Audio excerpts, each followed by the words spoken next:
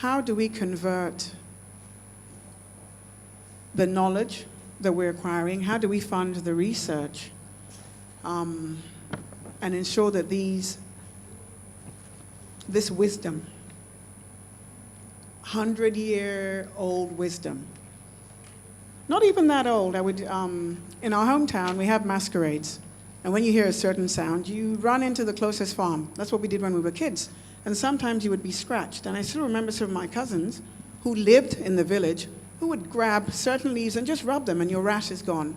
So it's recent knowledge, but also decades and decades old wisdom. Moringa, for instance, is everywhere. I don't know whether it's standardized, because too much of that can create problems for you. People take varying amounts. And Moringa cures everything. I don't know if you've ever read one of those. I'm just waiting to hear that it cures HIV as well. I think part of the issue is institutionalizing the process of converting that knowledge. Often at EMSA, when I get a letter, some of them sound like they're written by quacks, because you'll send a handwritten letter, really difficult to read, saying you need funding because you want to work on something no one has heard of, but it cures AIDS. Now, at what point do I engage you? However, working with, and I'm sorry if they have alums from other Nigerian universities with amazing research culture. I just referenced UI from my frame of understanding. So we've agreed now that we want to have them revive some of their older projects, because the professor complains that I have my cupboard full of theses, wonderfully written theses that just die there. I said, well, I haven't received any of those. A thesis you could perhaps work with. A way for us to do that is collaboration, because we do not have proper research labs. We do not have an R&D culture within the industry here. The reason for that is the cost. But what we can do from here is collaborate. So we're putting together a panel to see if we can get what's called a kilo lab. It's like a mini lab for synthesizing things to a reasonable standard. Thank you very much. Thank you very much. Let me go to Obinna. Obinna, you run an HMO. It's sort of a new concept here. The public health system, some people say has collapsed, some people say it's failed, some people say it's improving. But how do you see that the HMO business can help with the general well-being? And how do you sort of complement or actually move in to fill the space that the public health system has left, assuming you can? So tell us a bit about the HMO business, how does it complement, does it replace, and maybe tell us what some of the challenges and some of the opportunities and maybe some of the things that you think we ought to know. Okay, thanks very much. I won't do the university part. I'll just get on with this. It took me years to figure out why you had a difference between actuarial science and math and statistics. All right. And so you had people that went to school and studied math, and you had the people that studied statistics, then you had the people that studied math and statistics. Then after that, you had the people that studied actuarial science, like myself. All right. The difference between math, statistics, maths and statistics, and then actuarial science is that actuarial science was trying to use the information for something. I say this because a lot of the issues that we have is about unapplied knowledge, or better still, unapplied information. So we've got all these pieces of information lying everywhere, but no one actually takes it to transform it into something. This is the background to the answer. I read a book by a man, some of you might know him, Frederick Casey Price, written in 1978. It's called Faith, Foolishness, or Presumption. I'm giving you the details, so if you want to get the book, you can look for it. It's very expensive to get now because it's actually out of print. So you buy used copies online if you can find it. Faith, foolishness, or presumptions. You'll be surprised at the things that he talks about. And this is a preacher. All right? And he wasn't trying to preach to anyone. He was telling people very simple things like, somebody claims that I'm in faith, therefore I expect to be healed. That's great for you. But what happens to your family? How do you get the 8-year-old to walk in faith when the person is feeling pain? And if you're going to take that child to the hospital at that point in time, you are in faith for yourself. You can't get the child to be in faith. And do you have enough faith to carry the child to be healed? All right. Otherwise, what's in your pocket? Are you going to settle out of pockets when you get to the hospital? So if you have made no plans for how to take care of common issues when they occur, you are not in faith, you're just irresponsible. So you've moved from that place to the point of foolishness, or perhaps to presumption about what will happen when things happen. So very practical issues like this are actually at the heart of the conversation, because insurance is about trying to make a plan for when things go wrong, if they ever do. Now, so back to what is an HMO. So an HMO is it's an organization that exists to help people manage their care in very loose terms. I choose not to call it health insurance because it need not be. It can simply be just managed care where you've gotten a massive discount for doing something because you've aggregated your sums. But it exists as an organization to help people resolve the financial challenges of accessing care. People argue that you can go to a hospital directly and get care. That's true, if you have the money.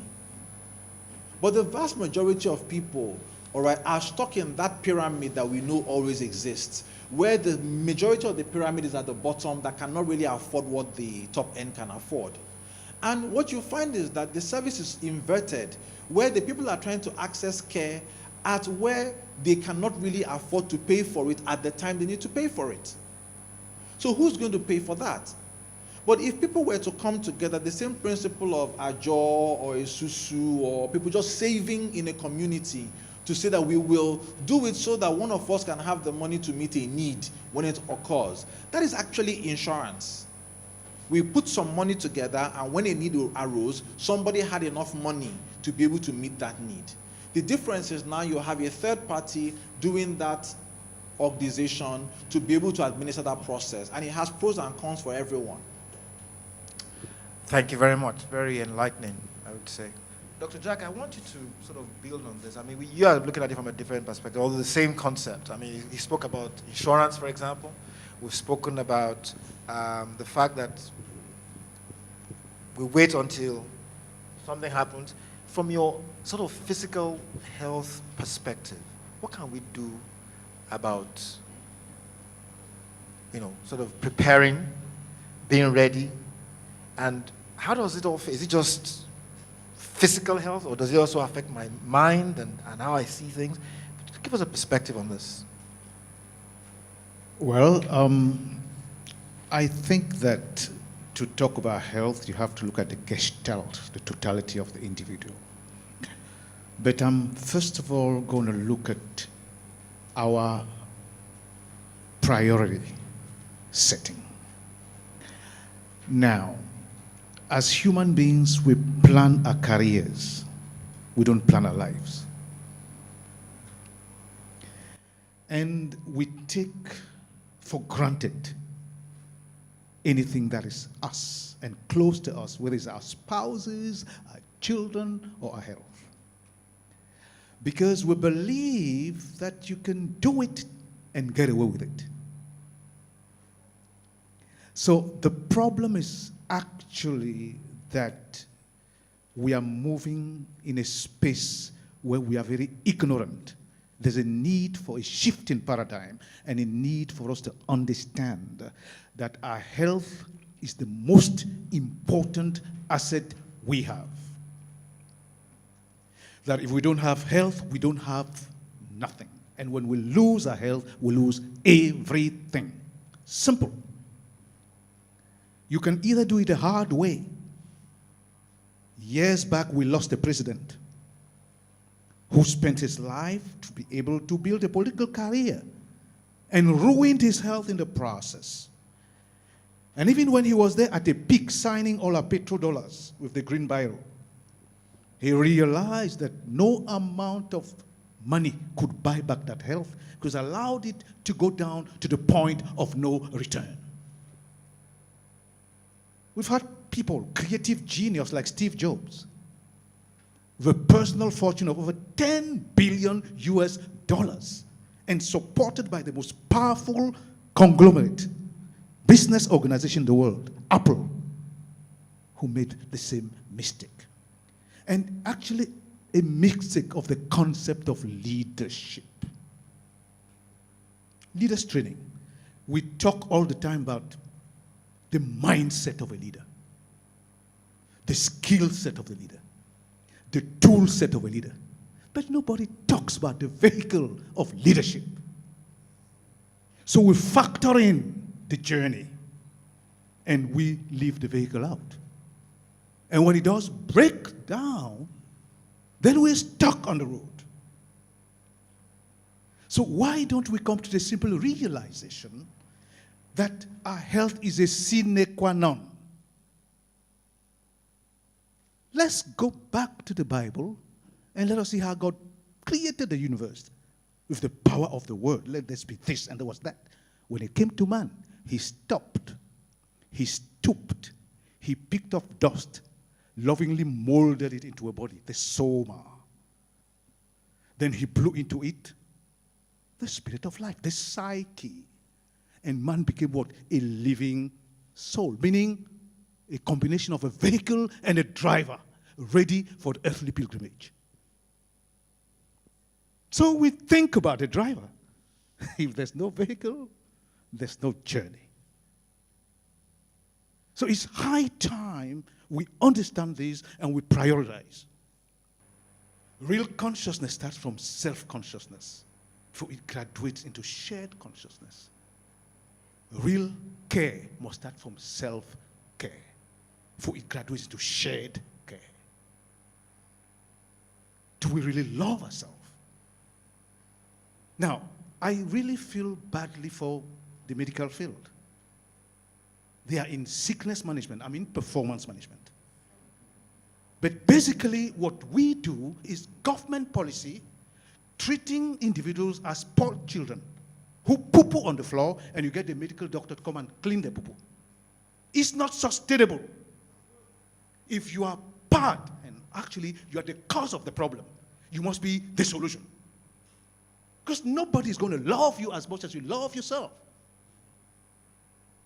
So there's a need for us to understand these things. I believe that if you had knowledge and understanding, and I keep on saying that of all the professions in the world, I'm actually, with no apologies to lawyers who call themselves learned colleagues, the real learned colleagues are the health field. Okay? Because you deal with the human body, the most sophisticated piece of equipment ever created by the master architect, engineer, God. I think what you said makes a lot of sense. The question is, how come nobody gets it? Dr. Oge, I mean, I've looked at it. It says you look at health holistically from a physical, mental, and social perspective. And so you should be able to answer this question. So if it's so obvious, why are we not making progress? Or am I the only one that thinks we're not making that much progress? Although Obina says we're making some progress, but we'll come back to that. So what must we do to really put this thing front burner? It makes a lot of sense. It makes a lot of sense, honestly. I would echo the sentiments Dr. Jack has, mentioned. And I could see many people in the audience nodding, with all the things he was saying. I think the fundamental thing here is who delivers the message. I think we need to start from there. Who provides the message? Who guides the concept to become a reality? So the information is obviously within certain groups of people. So Dr. Jack has the information, Obina has the information. We all have the information in different ways. Pharmaceuticals, the information is there, but how do you begin to bring it all together to then pass it on to people, the general populace. Again, I would say I can't claim to see how that would happen, but there are a number of things here. Collaboration, that seems to be a recurring theme as we go along in the past few years. Collaboration, how do people work? The other thing I think is, how do you educate the people who deliver this information? So let me speak for doctors. Dr. Jack mentioned something about somebody pooing on the carpet and someone else, the doctors being called to come and pack it up. So you have the concept where the doctors deal with just people when they are ill. I think that is where the mindset has to change. Doctors should be able to deal with people, not just at the curative level, but actually talk to people about prevention. Now, that seems it's not happening, and I'm thinking the curriculum for training of doctors in Nigeria, let me speak about Nigeria, should inculcate not just the curative, but it should also empower students, registrars, people in residency to look at health, not just from the angle where you're dealing with sickness all the time. There has to be something within that training that means that if you see a patient across and the person says to you, oh, I've just come for a headache, you don't just treat the headache, but you look at the person, you think about the gender, you think about family history, you think about age, and you start thinking, what else can this person benefit from? It might be easier for me to look at it because I'm a general practitioner, so I am trained to look at things, like you said, holistically, but actually, I don't think it's beyond all the different specialties, to do the same. If a surgeon sees a patient, there's something called a pre-surgical assessment that must be carried out before that person goes into theater, goes under the knife. And the question is, if you are seeing this patient and you think, okay, this person needs to have this done, gallbladder, blah, blah, blah, what happens during the pre-surgical assessment? What do you do when you notice that this person's blood pressure is a bit high, this person is actually overweight, all those risk factors that lead to things like a heart attack, stroke? Do you immediately say, let me treat those parameters just so I can move this person into theater, treat the person, and then off you go? Or do you say, right, this is a co-management thing. I need to speak to the physician, I need to speak to Dr. Jack, I need to speak to Uzo, how can we handle this patient after surgery? So, back to the question, I think the education has to come not just for the people you're talking to, but I think we all need to sort of reprioritize as different specialties, different professionals, and think, what are we doing with the information, the whole concept that we have? How are we going to transform that into reality and then pass on the message, get people to take ownership of their own health? I think that's about what I can say about, about this issue. Thank you so much, Dr. Oge. Prof, you've been a professor for many years. You've trained many doctors. You understand how the health education system in Nigeria works. Some people say it's broken. Some people say, it's irredeemable. What's your view, sir? And clearly we can do better. What steps must we begin to take now to address this systemic maintenance type, rather than cleaning up the poo-poo, but preventing the poo-poo from... What must we do to the system, starting from sort of medical training? Okay, I have to back up and answer your question, because this audience are here. And if you are here, you must take away home some very important messages. There is no sin greater than ignorance. And if you have knowledge and you cannot transfer it to other people, it's also very sinful. So that is the only reason I took out of my busy schedule to be here today. And most centers, when they call me to come and talk, I always find that time to come because I know I'm saving life.